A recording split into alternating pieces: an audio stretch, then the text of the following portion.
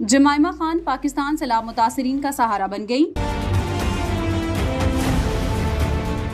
जमाइमा ने अपनी खुसूसी आमदनी सैलाब मुतासरीन के नाम कर दी।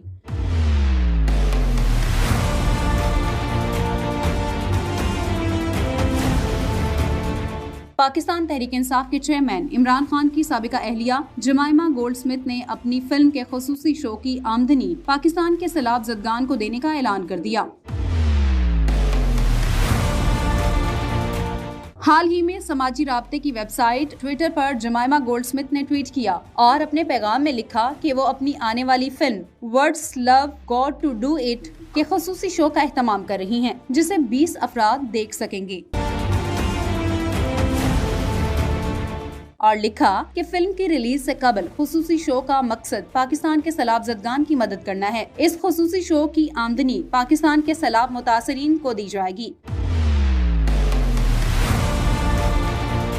मजीद बरा साबिक वजीर आजम बेनजीर भुट्टो की भतीजी फातिमा भुट्टो भी फिल्म की खुसूसी स्क्रीनिंग में जमाइमा गोल्डस्मिथ के साथ को होस्ट होंगी।